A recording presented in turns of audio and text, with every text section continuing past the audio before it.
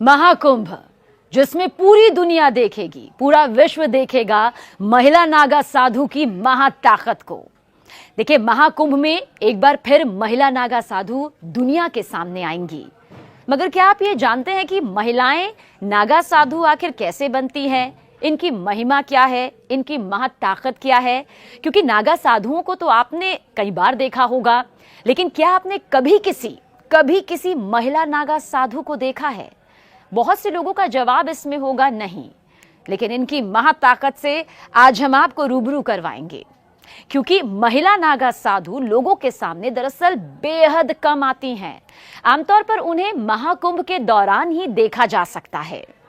आखिर ऐसा क्यों है, किस लिए है, इसके पीछे की वजह क्या है, यह आपको जरूर बताएंगे।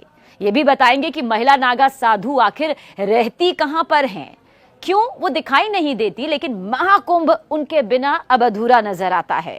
महिला नागा साधु का पता जानने से पहले ये जान लेना बेहद जरूरी है कि आखिर महिलाएं नागा साधु बनती कैसे हैं। क्या हर कोई महिला नागा साधु बन सकती है?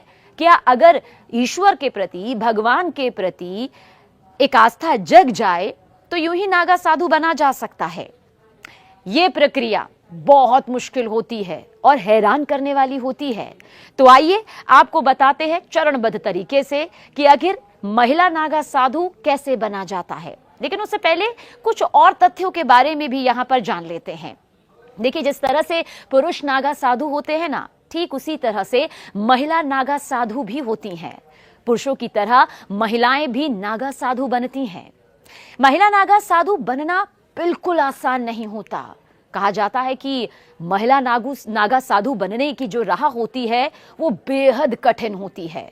महिलाओं के नागा साधु बनने की प्रक्रिया बहुत मुश्किल होती है। जितना सरल ये आपको लग सकता है, उससे कई गुना एक प्रक्रिया है जिसका सामना महिलाओं को नागा साधु बनने के लिए करना ही होता है।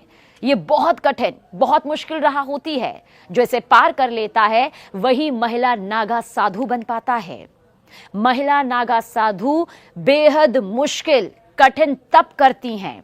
महिला नागा साधु का सारा जीवन ईश्वर के लिए, परमात्मा के लिए, भगवान के लिए समर्पित हो जाता है। देखिए, महिला नागा साधु बाहरी दुनिया में बहुत ही कम दिखाई देती हैं। महिला नागा साधु दरअसल जंगलों और अखाड़ों में रहती हैं। ये सुनने में आपको अटपटा लग रहा होगा, लेकिन हकीकत यही है। ये कई सालों तक कठिन तपस्या करती है, कठिन तप में डूबी रहती हैं। सनातन धर्म में, हिंदू धर्म में पुरुषों की तरह ही महिलाएं भी नागा साधु बनती हैं, इसमें कोई दो राय नहीं। अगर कोई महिला नागा साधु बनना चाहती है, उसकी अंतरात्मा ये कहती है कि वो नागा साधु बनना चाहती है, तो सबसे पहले बेहद कड़े नियमों का पालन उसे कड़े तरीके से करना ही होता है। यहां तक कि उन्हें भी सांसारिक मोह माया जो है उसका त्याग करना पड़ता है। और किन नियमों का पालन करना पड़ता है? देखिए, ये वो नियम है जो हर एक महिला नागा साधु को करना पड़ता है। किसी महिला के मन में अगर नागा साधु बनने की इच्छा प्रज्वलित होती है, उसे लगता है कि वो भी नागा साधु बनना चाहती है, तो उसके लिए पहले 6 से 12 वर्ष तक ब्रह्मचर्य का पालन करना होता है। यह आवश्यक माना जाता है। जो महिला ऐसा करने में सफलता प्राप्त कर लेती है, कामयाब हो जाती है, अपने मन पर काबू पा लेती है, अपनी काम वासना पर पूरी तरह से काबू पा लेती है, तो उसे गुरुओं की ओर से नागा साधु बनने की अनुमति मिल जाती है। जो महिला नागा साधु बनती है, उसके पिछले जीवन के बारे में पूरी जानकारी ली जाती है। ऐसा नहीं है कि अगर किसी के मन में नागा साधु बनने की इच्छा जागी है तो उसका जीवन कैसे रहा है, अब तक उसकी परवरिश कैसे हुई है, उसके जीवन में उसके पारिवारिक तौर पर क्या कुछ जानकारी है, वो सब पूरी तरह से जुटाई जाती है।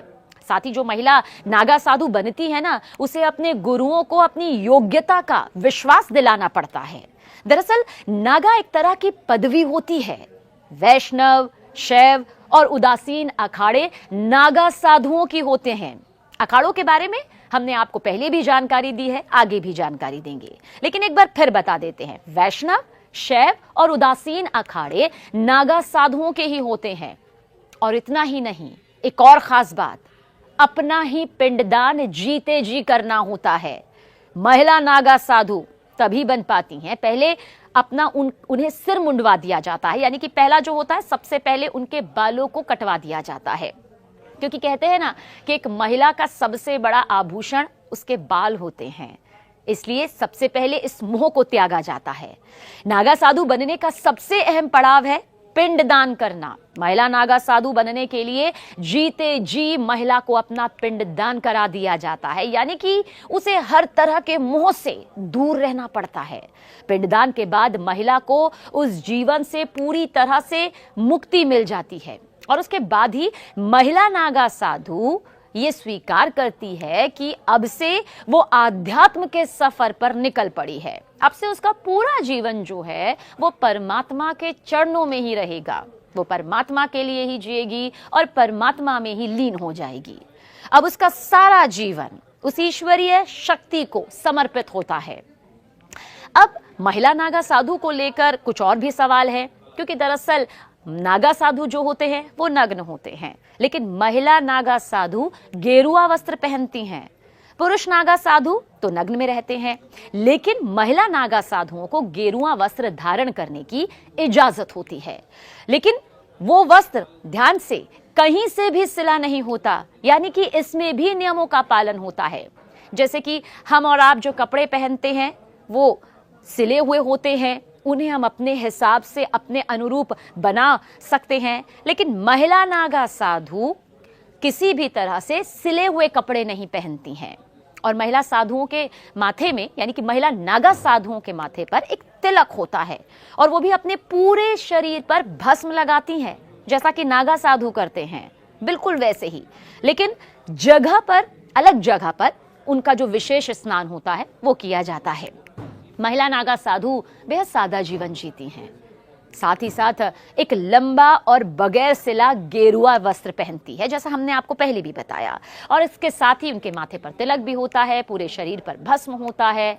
और इतना भी बता दिए, नागा साधु, चाहे वो महिला नागा साधु हो या पुरुष नागा साधु हो, वो किसी भी दूसरे व्यक्ति के समक्ष अपना सिर कभी नहीं झुकाते और ना ही किसी की निंदा करते हैं, लेकिन उनका सिर आशीर्वाद लेने के लिए केवल वरिष्ठ सन्यासियों के समक्ष ही झुकता है। इन सभी का पालन एक नागा साधु को आजीवन करना होता है, यानी कि जब तक वो इस मनुष्य जीवन में है उसका पालन उसे अपने अंतिम सांस तक करना होगा। देखिए, महिला नागा साधुओं को लेकर बहुत सारी बातें सामने आई हैं, जैसे उनके विशेष स्नान को लेकर भी सामने बातें आती हैं। तो हमने आपको बताया कि उनके स्नान की अलग से व्यवस्था यहाँ पर की जाती है। बहुत सादा जीवन उनका होता है। आपको ये भी बता दें कि अगर पूरे भारत का जिक्र करें तो नागा साधुओं की जो संख्या है वो 5 लाख से ज्यादा है। और इतना भी बता दें कि नागा साधु अगर कोई है तो 24 घंटे में सिर्फ एक बार ही भोजन ग्रहण करते हैं।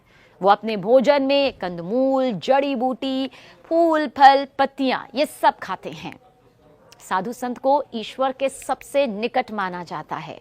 कहा जाता है कि अगर ईश्वर के निकट पहुंचना है तो एक सच्चे साधु संत को देख लीजिए। सन्यासी अपने पूरे सांसारिक जीवन का त्याग कर देता है, अपना संपूर्ण वक्त उस परमात्मा के नाम कर देता है, उसका स्मरण करने में लगाता है।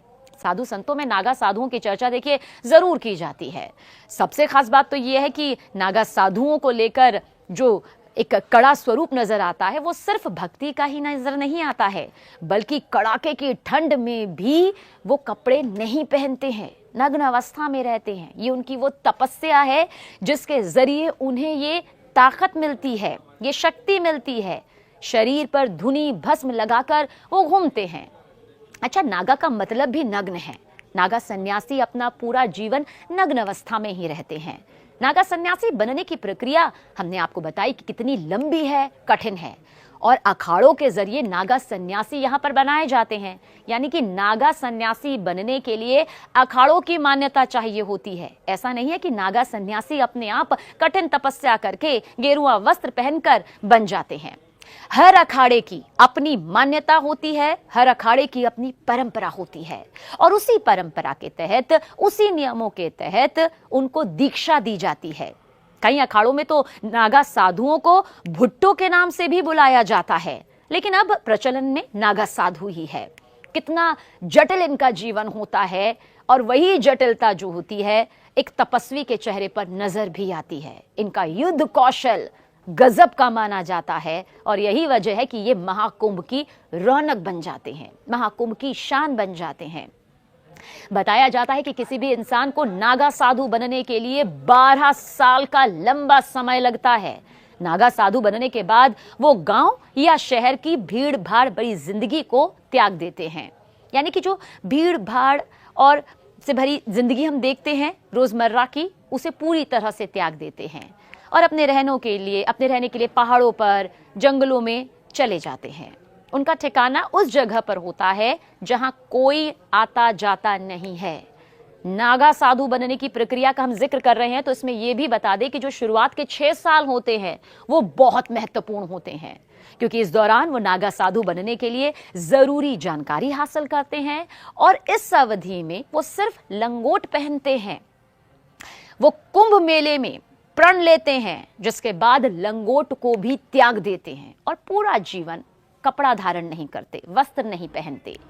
नागा साधु बनने की प्रक्रिया की शुरुआत देखिए, सबसे पहले ब्रह्मचर्य की शिक्षा लेनी होती है, इसमें सफलता प्राप्त करनी होती है, और अगर इसमें सफलता प्राप्त हो जाती है तो महापुरुष दीक्षा दी जाती है और इसके बाद यज्ञोपवीत होता है। क्या होता है ये? इस प्रक्रिया को किया जाता है और उसके बाद वो अपने परिवार का पिंडदान करते हैं, जिसे बिजवान भी कहा जाता है। देखिए, हम पिंडदान का जिक्र इसलिए कर रहे हैं क्योंकि ये नागा साधु को, चाहे वो पुरुष हो या महिला हो, ये करना ही होता है। वैसे कुछ जानकारी ये भी देते हैं कि 17 पिंडदान होते हैं, जिनमें से 16 अपने परिजनों का और 17वां खुद का पिंडदान होता है। यानी कि सबका पिंडदान उन्हें जीते जी करना होता है। 17 पिंडदान, जिनमें से 16 अपने परिजनों का, 17वां खुद का पिंडदान होता है। अपना पिंडदान करने के बाद वो अपने आप को मृत समान घोषित करते हैं, जिसके बाद उनके पूर्व जन्म को समाप्त माना जाता है। पिंडदान के बाद वो जनेऊ गोत्र समेत उनके पूर्व जन्म की सारी निशानियां मिटा दी जाती हैं। वैसे कई बार लोग बहुत ज्यादा यहाँ पर असमंजस की स्थिति में पड़ जाते हैं। उन्हें लगता है कि नागा साधु, अघोरी, ये क्या अमूमन एक जैसे हैं? तो देखिए, वैसे तो हम महिला नागा साधु का जिक्र कर रहे हैं, लेकिन ये जानकारी भी आप तक पहुंचाते हैं। देखिए, अघोरी जहां तंत्र साधना करते हैं, एकांत में रहते हैं, तो वही नागा साधु मंत्र साधना और योग करते हैं। समझिए, अघोरी तंत्र साधना करते हैं, वहीं पर नागा साधु जो हैं वो मंत्र साधना करते हैं, योग करते हैं, और सामाजिक स्तर पर नागा साधु काफी सक्रिय रहते हैं। वो धर्म की रक्षा के लिए प्रतिबद्ध रहते हैं और समय आने पर युद्ध तक के लिए तैयार हो जाते हैं। इन्हें युद्ध कला में पारंगत माना जाता है। अखाड़ों का जिक्र हमने किया तो इस समय 13 प्रमुख अखाड़े हैं, जिनमें प्रत्येक में शीर्ष महंत आसीन होते हैं। इनमें 7 वैष्णव सन्यासी, 3 बैरागी वैष्णव और 3 उदासीन सांप्रदाय के हैं। शैव सन्यासी संप्रदाय के 7 अखाड़े हैं। संतों के 13 अखाड़ों में 7 अखाड़े ही नागा साधु बनाते हैं। हमने इसलिए अखाड़ों का जिक्र किया कि संतों के 13 अखाड़ों में 7 अखाड़े ही नागा साधु बनाते हैं। अब ये कौन से हैं? ये हैं जूना, महानिर्वाणी, निरंजनी, अटल, अग्नि, आनंद और आह्वान अखाड़ा। देखिए, नागा साधु बनने की प्रक्रिया हमने आपको यहाँ पर बताई। नागा साधु का रहन सहन कैसा होता है ये भी आपको बताया। नागा साधु की तपस्या कैसी होती है इसकी भी जानकारी दी। लेकिन नागा साधु एक तरह से सैन्य पंथ है, यानी कि युद्ध करने वाला। सिर्फ तपस्या करने वाला तपस्वी ही नहीं, बल्कि युद्ध करने वाला, वक्त आने पर अपना युद्ध कौशल दिखाने वाला। और वो एक सैन्य रेजिमेंट की तरह बंटकर रहते हैं और अपने त्रिशूल, तलवार, शंख, चिलम से इस दर्जे को दर्शाते भी हैं। देखिए, नागा साधु जो हैं वो कुंभ महाकुंभ के अवसर पर ही दिखाई देते हैं। कुंभ मेले में नागा साधुओं को लेकर खास आकर्षण भी रहता है और भारतीयों के साथ ही जो विदेशी श्रद्धालु आते हैं, विदेशी सैलानी आते हैं, इन्हें जानने की चाह उनमें भी उतनी ही नजर आती है। दिगंबर का मतलब आपको बताते हैं कैसे ये इससे कनेक्ट हो जाता है। दिगंबर का मतलब जो आकाश को ही अपना वस्त्र मानते हों, यानी जिन्हें लगता हो कि ये पूरा आकाश जो है ना, वही उनका वस्त्र है, वही कपड़ा है, वही उनका शरण है। कपड़ों के नाम पर पूरे शरीर पर धुनी की राख लपेटे नागा साधु कुंभ मेले में विशेष स्नान के समय ही खुलकर सामने आते हैं और विशेष स्नान, जिसे शाही स्नान कहते हैं, समय समय पर अपनी मंडली के साथ आचार्य महामंडलेश्वर श्री महंत के रथों की अगुवाई करते हुए शाही स्नान कर पुण्य प्राप्त करते हैं। वैसे ये भी बता दें कि राजा भी नागा साधुओं का सहयोग लेते थे। विदेशी आक्रमण की स्थिति में, विदेशी आक्रमण के हालात में कई बार ऐसा हुआ जब राजा महाराजा भी अखाड़ों के नागा साधुओं का सहयोग लिया करते थे। इतिहास में ऐसे कई युद्धों का बखान भी मिलता है, जिक्र मिलता है, जिनमें 40,000 से ज्यादा नागा योद्धाओं ने हिस्सा लिया, अपना युद्ध कौशल दिखाया। अहमद शाह अब्दाली के मथुरा वृंदावन के बाद गोकुल पर आक्रमण करने पर नागा साधुओं ने मुकाबला करके गोकुल की, कहा जाता है कि, रक्षा की थी। भारत की आजादी के बाद इन अखाड़ों ने अपना सैन्य चरित्र त्याग दिया, लेकिन अखाड़ों के प्रमुखों ने भारतीय संस्कृति और दर्शन के सनातनी मूल्यों का अध्ययन किया, अनुपालन किया और संयमित जीवन व्यतीत करने का आदेश दिया। कोई भी अखाड़ा, चाहे वो कोई भी अखाड़ा हो, अच्छी तरह, पूरी तरह जांच पड़ताल करके ही योग्य व्यक्ति को ही प्रवेश देता है। सबसे पहले लंबे समय तक ब्रह्मचारी के रूप में रहना होता है, फिर उसे महापुरुष, फिर उसे अवधूत बनाया जाता है। अंतिम प्रक्रिया महाकुंभ के दौरान होती है, जिसमें उसका खुद का पिंडदान यानी कि दंडी संस्कार आदि कराया जाता है, जिसे हमने बताया बिजवान भी कहा जाता है। और अंतिम परीक्षा दिगंबर और फिर श्री दिगंबर की होती है। दिगंबर नागा एक लंगोटी धारण कर सकता है, लेकिन श्री दिगंबर को बगैर कपड़े के रहना होता है। एक बार फिर से बताते हैं, अंतिम परीक्षा होती है नागा साधुओं की दिगंबर और फिर श्री दिगंबर की। दिगंबर यानी नागा एक लंगोट धारण कर सकता है, लेकिन श्री दिगंबर को बगैर कपड़े के रहना होता है और वो इस पूरे आकाश को ही अपना वस्त्र मानता है। तो देखा, जिन नागा साधुओं को आप देखते हैं महाकुंभ में, वो महज सिर्फ साधु नहीं है, उनके पीछे की तपस्या, उनके पीछे की कहानी नहीं, बल्कि हकीकत कितनी ज्यादा मजबूत है। और ऐसे ही महिला नागा साधु को भी इसी प्रक्रिया से गुजरना पड़ता है। तो इस बार जब महाकुंभ में आप महिला नागा साधु और नागा साधुओं के दर्शन करें, तो महज दर्शन के तौर पर ना करें, बल्कि समझिए कि आखिर कितनी कड़ी तपस्या और 12 साल का जो लंबा सफर रहा, उसके बाद तैयार होते हैं ये नागा साधु।